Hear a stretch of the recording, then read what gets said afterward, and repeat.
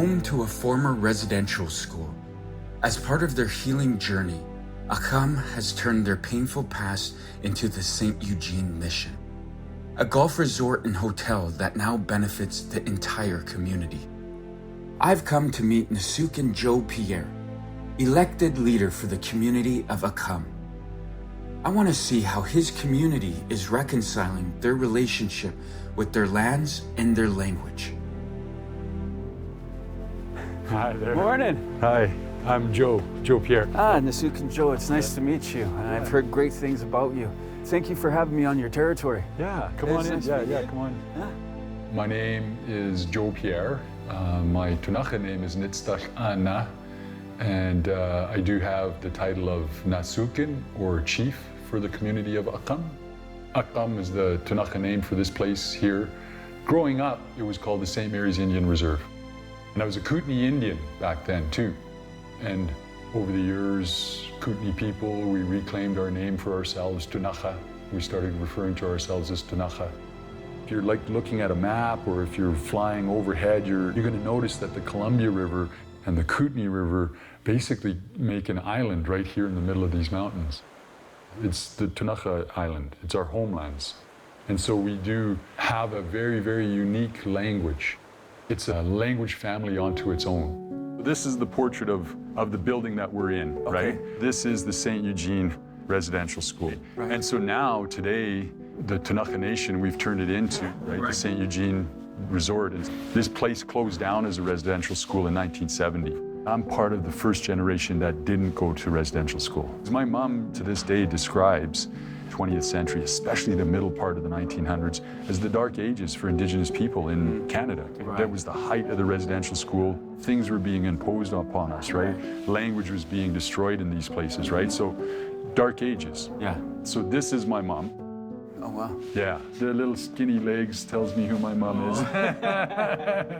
This place here where we're sitting was a former Indian residential school, and this played a huge role in the breakdown of passing on of language and culture and just all types of traditional knowledge. But we also need to recognize the truth, and we need to know that the foundation that this country is built on was the breakdown of the Indigenous people who were here. When this place closed in 1970, it sat empty for literally 20 years. Wow. We were to the point where we either had to do something or knock it down. I mean, it was a real eyesore. And we decided that we needed to do something with it, and we could do something with it. And what I'm really, really proud of the Ktunaxa people and the Shuswap Indian Band is that it was our decision. We didn't have anybody come here and tell us that this was a good idea. Hence, we have the St. Eugene Resort today. The number one rule, you do not speak your language in this building. This here is the reason why I wanted to bring you down here, Simon, is I wanted to show you, well, actually, first and foremost, I wanted to show you our river, right? St. Mary's River, just on the other side of the river there. That's my mom's home area. That's actually where my mom was a little girl. Wow. She went from there to the residential school. Literally from that house over there to there. Right. Right? But for 9 years, not going home. My mom, like what she really remembers is the loneliness. And it goes all the way back to that first rule, right? The number one rule, you do not speak your language. Yeah. So you're in there with other Ktunaxa kids who can all speak that language, but you're not even allowed to speak. Yeah. So my mom talks about 9 years of loneliness. Yeah. How's it going there, Mr. Denise? Yeah, good to see you. This is Simon. Simon. Yeah. Nice to meet you. Yeah. You went to school here? Yeah. Wow, all right. How many years did you spend here? Oh, 9. Wow. So what was your number one story that you tell about this place? I just say that I'm a survivor. Yeah.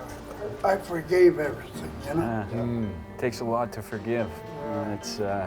It's a good step. I think you know? forgiveness brings a guy back to health. Yeah, right. This place was a journey of reconciliation amongst ourselves, within ourselves, and dealing with residential schools. Then there's a reconciliation in terms of what has happened, within our homelands, with industry, with government. It's a place that gives us an opportunity to tell our story to people from around the world. Go for a little drive, I can show you a little bit more of the community. Sounds good. So my growing up days, the big industry for sure was forestry, and it's still an industry that's in the area. Mining, absolutely. For the longest time, resource extraction was just done. It was done. And were we included or not? I think we all know that history, right? Since we're on the topic of, businesses and corporations, what's your stance on economic reconciliation? Yeah. What has it been like working with Fortis BC? There's a willingness to sit down and talk.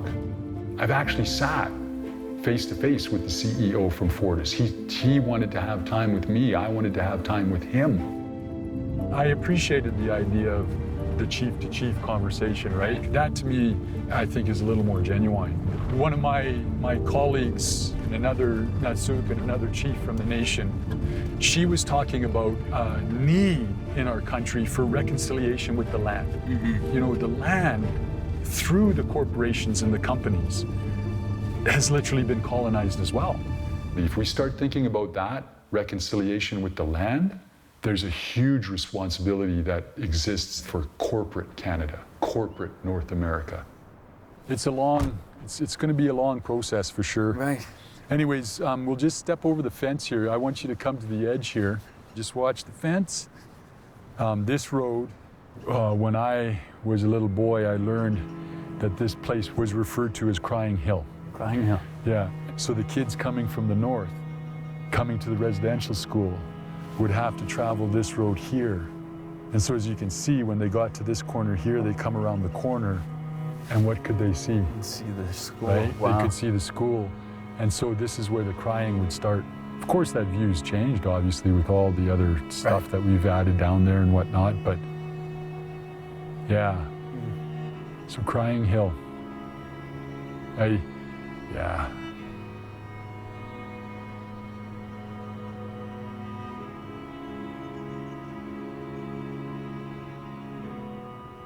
The other reason why I did want to bring you up here too was to show you that prescribed burn, right? Because we can see it right here. Like you can see where the black trees are, right? Yep. So this is all part of the prescribed burn that happened. This entire province needs to go back to the way that the Indigenous people burnt and used fire for millennia. This is actually a fire ecosystem. It needs fire to be healthy. One of the ways that we decolonize the forests is by reintroducing fire as a management system in the forest itself. For Nupku, it's actually a nation-owned business that's located here in the community. Nation people work for Nupku. They do a lot of different forestry services, and so being a business that's owned by the nation is located here on this land. Okay. How's it going? Good. How are you, Simon? I'm Blair. Blair, nice to meet Nice you. to meet you. Aaron, nice to meet you. When Fortis BC comes in and does work and puts the pipeline, and there's work that needs to be done after. Yeah, reclamation work. We typically call reclamation remediation. Okay. Anytime there's disturbance in the land, and our responsibility is to put back that land as close as possible and maintain ecosystems and even enhance them where we can to improve them. Blair, maybe you can explain to me why things like this are important for Fortis. We do have an impact on the land, and we're aware of that our operations to bring power and gas and energy to people's houses, and working with Indigenous-owned companies who live here, who work on the land, who have had ties to the land forever, help us not only get those experts at us to work on the land, but also help build back capacity from the employees and the company of Fortis BC back to the communities where we work and live. Yeah. We do conduct work, anything to do with impacts on the land. We're there from the start to finish of any projects. We have a multitude of services, which include archaeology services, environmental, forestry. We provide safety support, and a native plant nursery that supports reclamation projects at the end of any kind of development project. I'm Blair Weston. I'm Community and Indigenous Relations Manager for Fortis BC. Here at Fortis BC, I have a few jobs to do. The most important, I think, is working with Indigenous communities and kind of being a liaison between the company and what we do and both the communities and the business arms of the communities, but also entrepreneurs within the communities. Trying to make sure we get them work, trying to make sure we're being polite in what we do. I'm Lawrence Williams. I've worked with NIPCU for on and off for the last 10 years or so. They take a lot of consideration on us, how we like our land to be treated, and yeah, it's nice to work with the community members too and a lot of people that I know and that I grew up with. Safety, cost conscientious, and efficiency are important regardless of what company you are in your ownership. So with NIPCU, we know this from our time together. They're very good to work with. They're safe. We've had no lost time with them. They're efficient, and their costs are good for us. So what exactly is going on here? We're here doing some fire smart work. Part of that is bringing the limbs down. So we're not in a chock-full busy forest here, but there is still quite a bit of fuel that's low to the ground.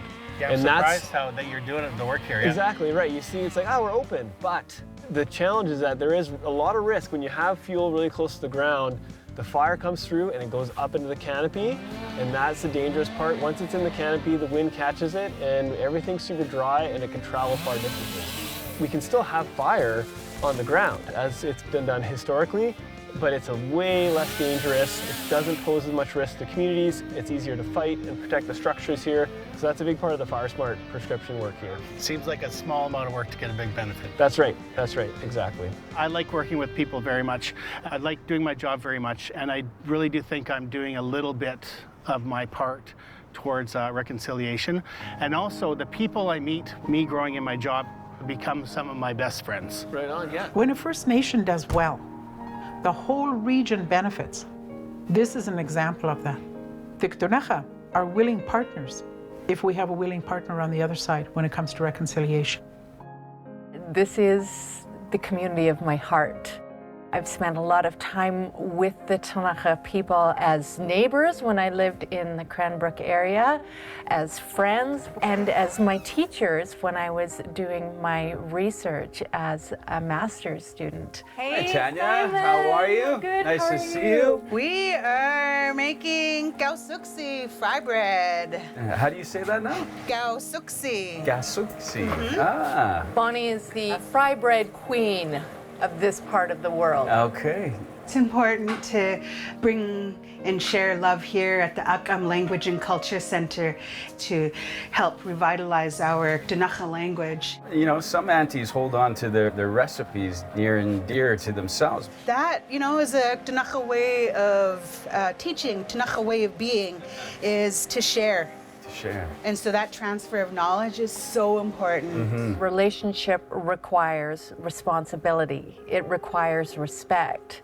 And it requires reciprocity. There is an exchange of knowledge. You gotta show me how to do this. I'm gonna It is important that we ensure I'm giving back to the language and sharing what I know with our friends, and that our friends know how important our language is and the work that we do here at Aq'am to revitalize the language. Right. Good job. So I'm now in a relationship, a reciprocal relationship with Aq'am and with the Ktunaxa people forever. In Ktunaxa, this is Ktunaxa. FortisBC has given me the scope to come up with ideas and to check them with my friends in community and say, how does this move this idea of reconciliation forward?